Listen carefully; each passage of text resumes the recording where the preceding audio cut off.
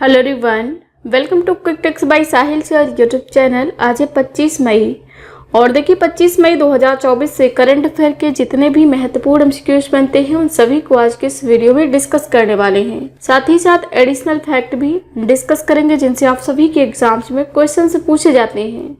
So first of all previous class का revision कर लेते हैं। आपदा प्रबंधन के लिए ड्रीम्स नामक प्लेटफॉर्म जो है इसका अनावरण अभी असम राज्य के द्वारा किया गया है। अंतर्राष्ट्रीय जैव विविधता दिवस 22 मई को मनाया गया है। श्रीलंका में भारतीय मूल के तमिलों के 200 वर्ष पूरे होने की स्मृति में पहला डाक टिकट अभी मिला है श्री रविशंकर को। लुइस एबिनेडर अभी डोमिनिकन गणराज्य के दूसरी बार फिर से राष्ट्रपति नियुक्त किए गए हैं। दुनिया की सबसे ऊंची चोटी माउंट एवरेस्ट पर चढ़ने वाली सबसे उम्रदराज भारतीय महिला बनी है ज्योति रात्रे। इंग्लिश प्रीमियर लीग 2024 का खिताब मैनचेस्टर सिटी ने जीता है। पाकिस्तान देश ने अभी फतह 2 गाइडेड रॉकेट सिस्टम का सफल परीक्षण किया है। सीमा सड़क संगठन द्वारा सिंकुला दर्रे के पास दुनिया की सबसे ऊंची सुरंग का निर्माण कार्य सितंबर 2024 में शुरू किया जाएगा और यह जो सुरंग है यह लाहौल घाटी और जास्कर घाटी को आपस में जोड़ेगी। वित्त वर्ष 2024 में सार्वजनिक क्षेत्र के बैंकों में सर्वाधिक कारोबार वृद्धि अभी हासिल की है। बैंक ऑफ महाराष्ट्र ने एस्ट्राजेनेका सिंगापुर में 1.5 अरब डॉलर में कैंसर दवा संयंत्र स्थापित करने वाला है। समुद्री साझेदारी अभ्यास के लिए भारतीय नौसेना के जहाज फिलीपींस पहुंचे हैं। कैसाब्लांका शतरंज 2024 जीता है मैग्नस कार्लसन ने। एल्युमिनियम संस्थान का उपाध्यक्ष अभी जॉन स्लेवेन को नियुक्त किया गया है। एलन मस्क ने इंडोनेशिया में स्टारलिंक सेवा की शुरुआत की है। अब देखते हैं आज की क्लास का जो मेरा फर्स्ट क्वेश्चन है। अंतर्राष्ट्रीय सौर गठबंधन में 99वें सदस्य के रूप में कौन सा देश शामिल हुआ है? तो देखिए जो इंटरनेशनल सोलर अलायंस है उसमें 99वें सदस्य देश के रूप में भी स्पेन को शामिल किया गया है, यानी कि ऑप्शन सी जो है इस प्रश्न का सही जवाब हो जाएगा। एडिशनल पॉइंट्स की बात करें तो अंतर्राष्ट्रीय सौर गठबंधन का लक्ष्य जीवाश्म ईंधन के मुकाबले सौर ऊर्जा के व्यापक उपयोग को बढ़ावा देने के लिए दुनिया के देशों को एक साथ लाना है। कोयला, पेट्रोलियम तेल आदि जैसे जो जीवाश्म ईंधन है इनकी तुलना में सौर ऊर्जा को अधिक पर्यावरण अनुकूल माना गया है। अब तक टोटल 119 देशों ने इंटरनेशनल सोलर अलायंस फ्रेमवर्क समझौते पर हस्ताक्षर किए हैं, जिसमें जो 99 देश हैं इनको पूर्ण सदस्य बनने के लिए आवश्यक अंतर्राष्ट्रीय सौर गठबंधन अनुसमर्थन दस्तावेज का अनुमोदन भी जमा कर दिया है। और देखिए यहाँ पर यदि हम बात करें अंतर्राष्ट्रीय सौर गठबंधन की तो इसकी स्थापना 30 नवंबर 2015 को हुई है। हरियाणा के गुरुग्राम में इसका हेडक्वार्टर लोकेटेड है और महानिदेशक कौन है? अजय माथुर। ठीक है, बाकी के जो ऑप्शंस हैं उनको भी एक बार देख लेते हैं। तो देखिए जो आइसलैंड है, आइसलैंड में हवा से CO2 को सेपरेट करने के लिए यानी कि अलग करने के लिए दुनिया का सबसे बड़ा संयंत्र आइसलैंड में स्थापित किया गया है। जिम्बाब्वे ने भी जिम्बाब्वियन जिग नाम की एक नई करेंसी जारी की है अपने करेंसी क्राइसिस के चलते हुए, और ये जो जिम्बाब्वियन जिग है ये दुनिया की नवीनतम मुद्रा है। और देखिए जो इंडोनेशिया जिसके बारे में अभी मैंने बात किया है कि यहाँ पर एलन मस्क ने अपना स्टारलिंक प्रोजेक्ट जो है इसको शुरू किया है। तो ये चारों फैक्ट आपको याद रखने हैं। बात करें यदि हम स्पेन की तो यह जो है दक्षिण पश्चिम यूरोप के इबेरियन प्रायद्वीप में स्थित एक देश है। राजधानी मैड्रिड है, करेंसी यूरो चलती है और प्रधानमंत्री हैं पेड्रो साnchez। ये आप देख सकते हैं येलो सेटेड जो पोर्शन है ये है स्पेन। ठीक है, नेक्स्ट क्वेश्चन, अंतर्राष्ट्रीय समुद्री महिला दिवस किस दिन मनाया गया है? तो देखिए 2024 में अभी अंतर्राष्ट्रीय समुद्री महिला दिवस के रूप में 18 मई को मनाया गया है, यानी कि ऑप्शन डी जो है इस प्रश्न का सही जवाब हो जाएगा। और देखिए इसकी जो थीम है आपसे एग्जाम में पूछी जाती है, तो इसकी थीम क्या है? सुरक्षित समुद्री सुरक्षा के भविष्य को आकार देने में महिला, यानी कि secure horizon women's in shaping the future of maritime security, यह थीम है 2024 में जो अंतर्राष्ट्रीय समुद्री महिला दिवस के रूप में मनाया गया है इसकी। बाकी जो मई मंथ में अब तक अदर महत्वपूर्ण डेज सेलिब्रेट किए गए हैं, साथ ही साथ जिनकी थीम आपसे एग्जाम्स में पूछी जाती है उन सभी का रिवीजन कर लेते हैं। तो 1 मई को अंतर्राष्ट्रीय श्रम दिवस के रूप में मनाया गया है। थीम क्या है? जलवायु परिवर्तन के बीच कार्यस्थल सुरक्षा और स्वास्थ्य सुनिश्चित करना। 2 मई को विश्व टूना दिवस के रूप में मनाया गया है। 3 मई को विश्व प्रेस स्वतंत्रता दिवस के रूप में मनाया गया है। थीम क्या है? A press for the planet, journalism in the piece of the environmental crisis. 4 मई को अंतर्राष्ट्रीय अग्निशमन दिवस के रूप में मनाया गया है। कोयला खनिज दिवस साथ ही साथ मनाया गया है। 5 मई को विश्व पुर्तगाली भाषा दिवस के रूप में। 8 मई को विश्व रेड क्रॉस और रेड क्रिसेंट दिवस के रूप में। 10 मई को अंतर्राष्ट्रीय अर्गानिया दिवस। 11 मई को राष्ट्रीय प्रौद्योगिकी दिवस। 12 मई को अंतर्राष्ट्रीय नर्स दिवस साथ ही साथ international day of plant health के रूप में मनाया गया है। 15 मई को अंतर्राष्ट्रीय परिवार दिवस। 17 मई को विश्व दूरसंचार और सूचना समाज दिवस के रूप में मनाया गया है। 18 मई को अंतर्राष्ट्रीय संग्रहालय दिवस साथ ही साथ विश्व एड्स वैक्सीन दिवस के रूप में मनाया गया है। 21 मई को अंतर्राष्ट्रीय चाय दिवस और राष्ट्रीय आतंकवाद विरोधी दिवस के रूप में मनाया गया है। 22 मई को अंतर्राष्ट्रीय जैव विविधता दिवस के रूप में मनाया गया है। तो देखिए, इतने जो महत्वपूर्ण दिवस हैं ये अब तक मई मंथ में सेलिब्रेट किए गए हैं। सभी की थीम भी आपको याद रखना है। नेक्स्ट क्वेश्चन, बौद्ध त्योहार सागा दावा किस राज्य में मनाया गया है? तो देखिए, जो ये सागा दावा बौद्ध त्योहार है यह भी मनाया गया है किस राज्य में? तो यह मनाया गया है अभी सिक्किम राज्य में। ऑप्शन बी जो है इस प्रश्न का सही जवाब हो जाएगा। ठीक है। और देखिए, जो गोवा है, गोवा में इंटरनेशनल पर्पल फेस्ट 2024 में मनाया गया है। तमिलनाडु का पोंगल बहुत ही ज़्यादा फेमस है। मकर संक्रांति को तमिलनाडु में पोंगल के रूप में सेलिब्रेट किया जाता है। और राजस्थान में अंतर्राष्ट्रीय ऊंट महोत्सव 2024 के रूप में मनाया गया है। तो ये चारों जो महोत्सव है मनाया गया, इनको आपको याद रखना है।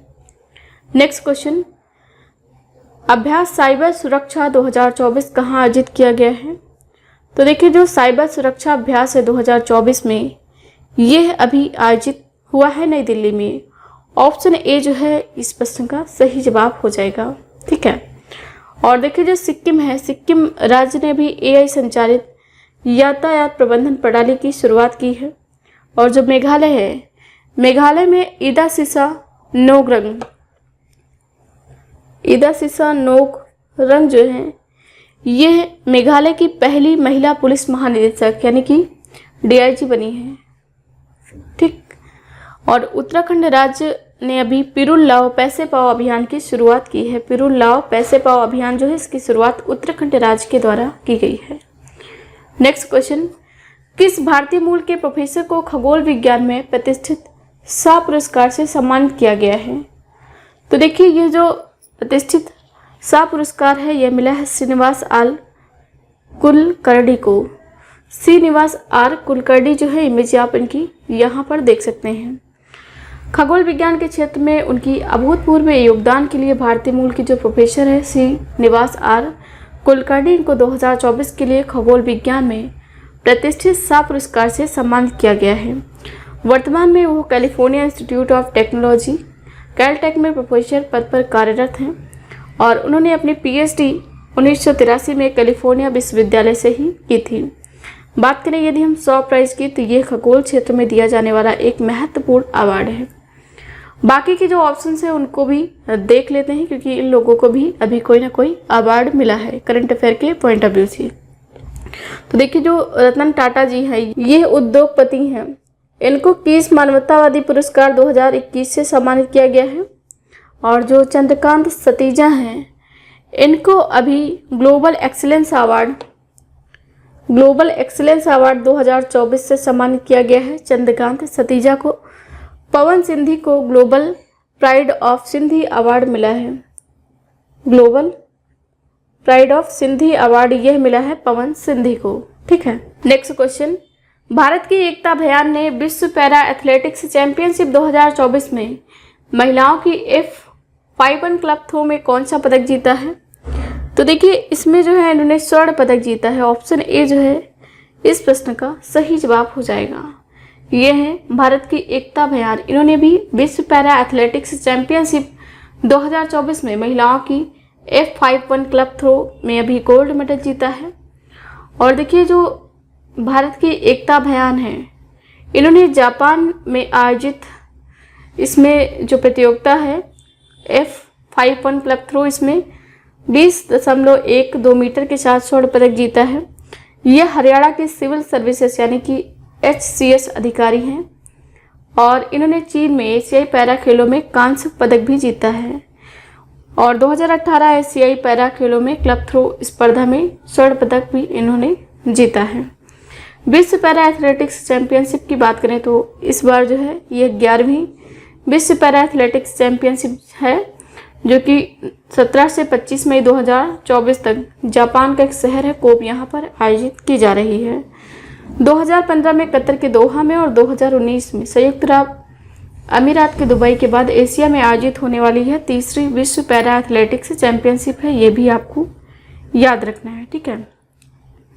नेक्स्ट क्वेश्चन, विश्व आर्थिक मंच द्वारा जारी वैश्विक यात्रा व पर्यटन सूचकांक 2024 में कौन शीर्ष पर रहा है?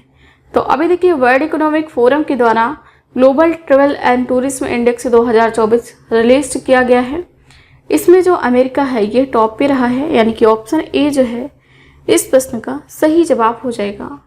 बात करें हम एडिशनल पॉइंट की, तो विश्व आर्थिक मंच के द्वारा अभी ये जो रिपोर्ट जारी की गई है इसमें टोटल 119 देशों को शामिल किया गया है, जिसमें जो अपना देश भारत है 36वें स्थान पर रहा है, ठीक है।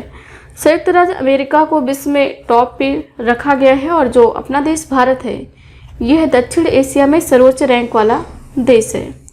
इसमें जो टॉप 5 कंट्रीज हैं संयुक्त राज्य अमेरिका, स्पेन, जापान, फ्रांस और ऑस्ट्रेलिया हैं। बॉटम पे रहने वाले जो देश हैं सबसे निचले स्तर पर है माली, और दूसरे नंबर पे जो सबसे निचले स्तर पे है वो है सियरा लियोन, ठीक है। वर्ल्ड इकोनॉमिक फोरम जो है बहुत ही महत्वपूर्ण इंस्टीट्यूशन है, आपसे एग्जाम में यहाँ से क्वेश्चंस बनते हैं। तो इसकी स्थापना 1971 में हुई है। स्विट्जरलैंड के जिनेवा में हेडक्वार्टर लोकेटेड है। अध्यक्ष हैं बार्ज ब्रैंडे।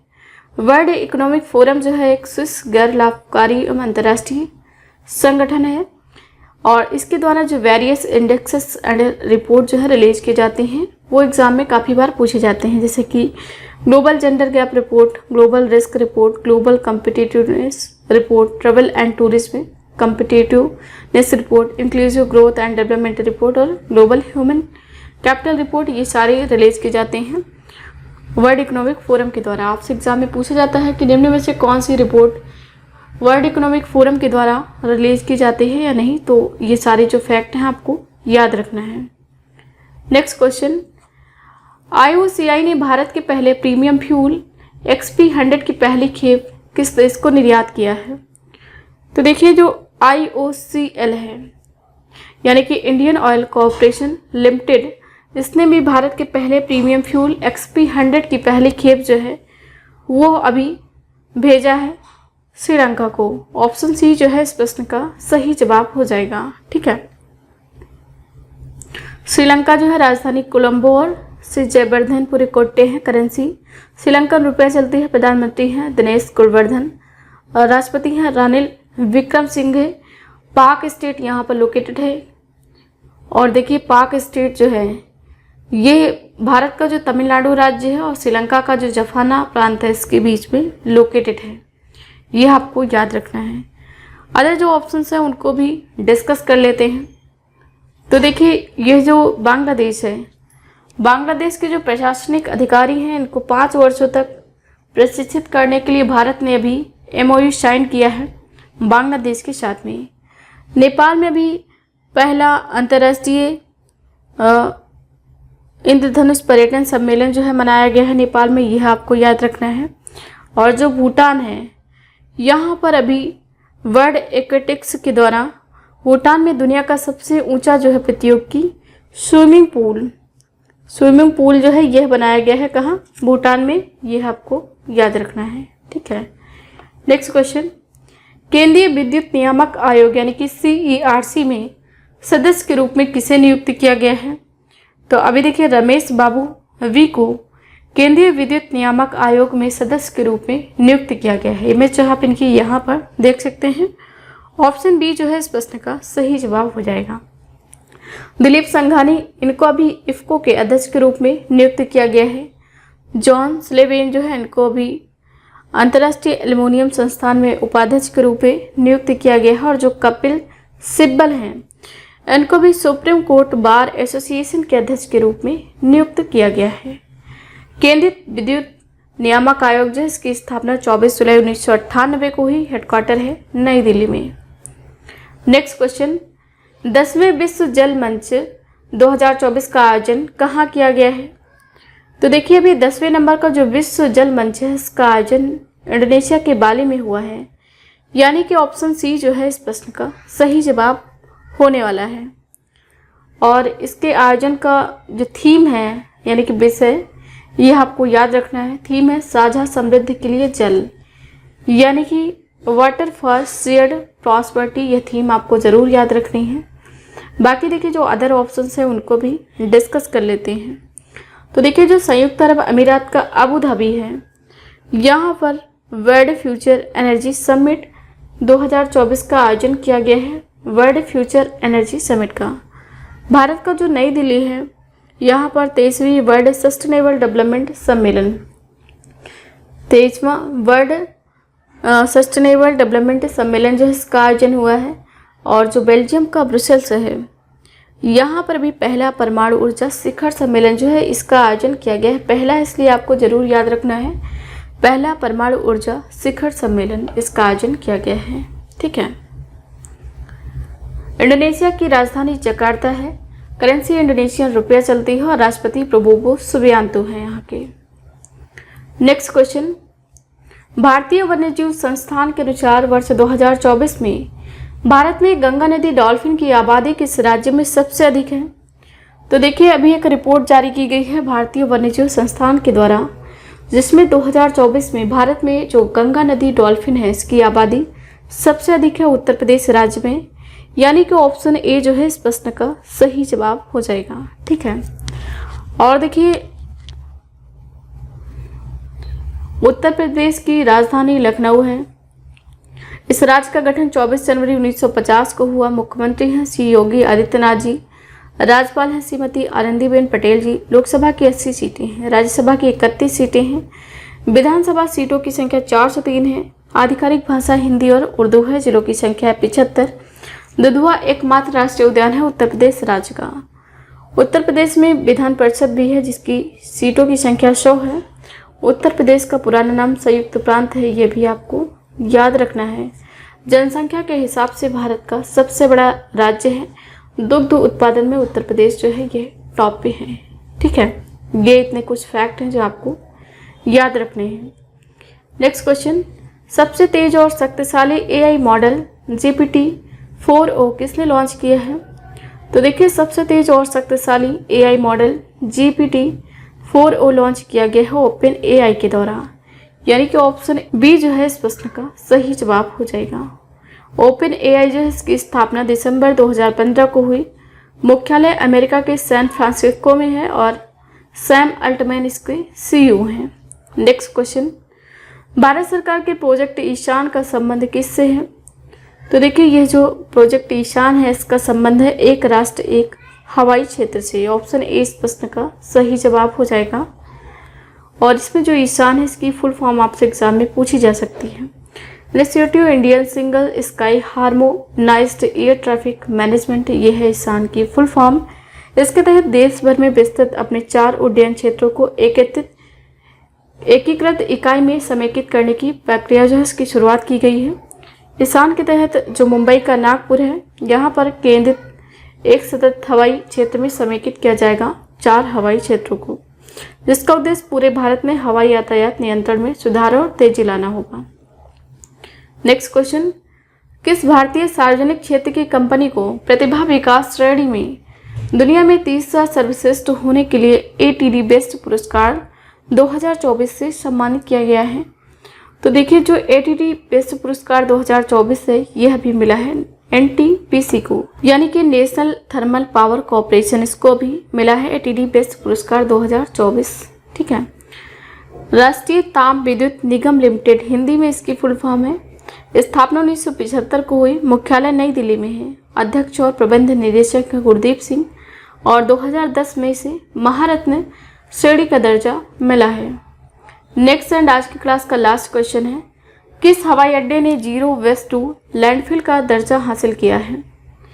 तो देखिए अभी यह जो हवाई अड्डा है केरल का तिरुवनंतपुरम हवाई अड्डा, इसने एक्सीलेंट मैनेजमेंट के लिए अभी जीरो वेस्ट टू लैंडफिल का दर्जा हासिल किया है। ऑप्शन सी है इस प्रश्न का सही जवाब।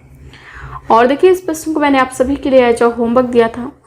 भारतीय सेना ने कहाँ उच्चतम टैंक मरम्मत सुविधाएं स्थापित की हैं? तो इसका राइट आंसर ऑप्शन ए है, केंद्र शासित प्रदेश लद्दाख में भारतीय सेना के द्वारा उच्चतम टैंक मरम्मत सुविधाओं की स्थापना की गई है। और आज का क्वेश्चन ऑफ द डे है, भारतीय सेना को किस देश से 27,000 AK-0 203 असॉल्ट राइफल्स प्राप्त हुई हैं? इस प्रश्न का आंसर आप सभी को कमेंट सेक्शन में लिखना है। तो ये रही मेरी आज की क्लास। आई होप वीडियो आप सभी को पसंद आया होगा। वीडियो पसंद आया तो लाइक करें, शेयर करें, कमेंट सेक्शन में अपना फीडबैक लिखना ना भूलें। Thank you so much for watching this. Have a nice day. See you soon with the next video.